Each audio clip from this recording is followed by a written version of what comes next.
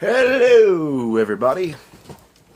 It's me. I'm Kris. Hello. Welcome back to another review for Neon Chain. I am so sorry about the glare. There's nothing I can do about it. There's literally nowhere else I can record with this in my room or otherwise in my house without terrible audio quality along with the terrible video quality. And while I'm not using my microphone, this video quality is pretty okay. So, today we came here to talk about The Witcher 3. And let me tell you something. Everything I said that was wrong about The Witcher 2, scrap it. Witcher 3 is amazing. It's the single-handedly most fantastic role-playing game I've ever played. And I've played a shit ton of really good RPGs. The old Final Fantasies, played them. The Elder Scrolls, played them. Fallout, played it. Dragon's Dogma, a lot of people didn't like it. I liked it, thought it was pretty good. I played it. And I can just keep going on and on and on and on and on. Dragon Age Origins, played it. Didn't really like it that much. Dragon Age Inquisition, played it, liked it a lot. But, we're not talking about those. We're talking about Witcher 3 and got to get myself on track. So, one of the things I want to say about Witcher 3 is that the story is fantastic. I think it's great. People said it wasn't as good as the story from Witcher 2 and Witcher 1. However, I thought the story was pretty much equal in all three games. The first one, I was a little bit confused. A little bit. Didn't really see a whole lot of faith in there, but no, the more that I played The Witcher 1, the more that I got into it. I didn't get to play through the whole thing though. I got about 5 hours into it, and then I had to watch somebody else play it. But The Witcher 3 story is great, and there's multiple endings, and they're all great. And I love how Witcher 3 puts that Witcher 2, all the decisions from Witcher 2, you get to decide what you did. That's so cool to me. I love it when games have that really strong continuity. I didn't choose Vernon Roach in Witcher 2, and I was surprised he was kind of happy to see me. I mean, he didn't exactly hate you in Witcher 2 if you didn't choose him anyway, so... Roach is pretty cool. Another thing I have to say is that the armors, the special armors, they look pretty good. Some of them look a little new. Like the regular armors, they look pretty stupid. The Witcher gear, it all looks great. My favorite's the Ursine armor, but for the mage build, I can't really use the Ursine armor. It's just, yeah. But for my battle mage build, which is kind of how you're supposed to play the game, I use Ursine mastercrafted armor, and it's fantastic. When it's updated, it doesn't have it doesn't have a lot of game-breaking glitches. However, the game is glitchy. But that is to be expected of a game this huge and this revolutionary. First off, the gameplay, it's fantastic. I've had a few things glitch in gameplay, nothing too serious. Like sometimes a wraith, they'll poof from the three other wraiths, but the wraiths will never actually pop up, so it'll just be smoke on the ground that's following you. I've had that happen on a couple of contracts actually, and I couldn't kill the wraith. I had to reload, but for the most part, combat's fantastic, and you can differentiate how you want to play in combat. I love the ability to shoot down like dragons that are flying over. Not really dragons, but like wyverns.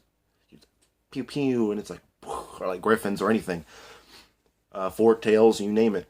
I love the signs in this game. They're a significant improvement over Witcher 2's signs.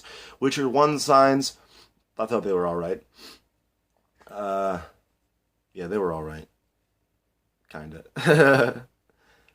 But Witcher 3 gave a good boost to the sign abilities. Igni's no longer a fireball, it's like a fire wave, and you can go and just shoot like a steady beam of it. It's really cool. There's actually a glitch where if you pop tawny oil on, I'm not sure if it works with the updated version because I haven't tried it with the update, but you can just keep until the tawny oil runs out. So the story is great. The gameplay is fantastic. The animations for you talking to people and in combat is fantastic. I've never seen a game that's put that much focus on animations. But don't be fooled. Even though this game has some of the best graphics I've ever seen and some of the best animations in the game, how every sequence is animated, this game is not a graphics whore. This game is phenomenal. It hits so high in so many places. It's one of the greatest. I'm gonna hands down say that this is the greatest RPG I have ever played. Geralt of Rivia, he's a very interesting character. All the characters in the game, they're very interesting. I love how you can choose between Triss and Yen. The side quests, a lot of work went into the side quest, and the side quests, some of them are the highlights of the game. They are fantastic. It's just so in-depth, and everything has a story to it, and there's so much time and effort put into this game, and you can truly tell. And this, I can't say enough, this is the best RPG I've ever played. So, I'm not going to keep you guys for too long, because then I'm going to start rambling and rambling and rambling and rambling. But I'm going to go ahead and give you my rating for it. Gameplay, I would have to say, hits a solid 9.5 out of 10. There's very few things that could be better with it, like how in the beginning it seems almost kind of clunky a little bit, but the more you upgrade it, the more fluent it seems almost. That might just be me. In the beginning it's hard to fight things. I'm not saying it's difficult to fight things. I'm just saying combat. But the more skills I unlocked, it seemed like it just went better with it.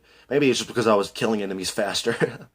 For graphics, 10 out of 10.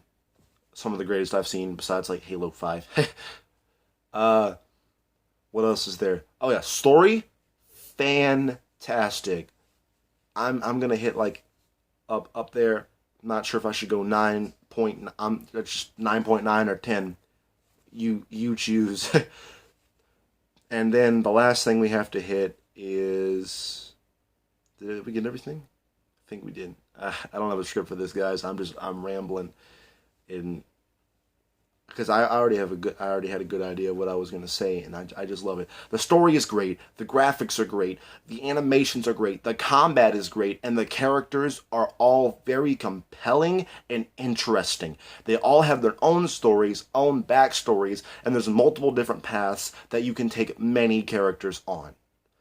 This game will make you laugh, this game will make you cry, this game is fantastic, and I truly believe this game deserves a 10 out of 10.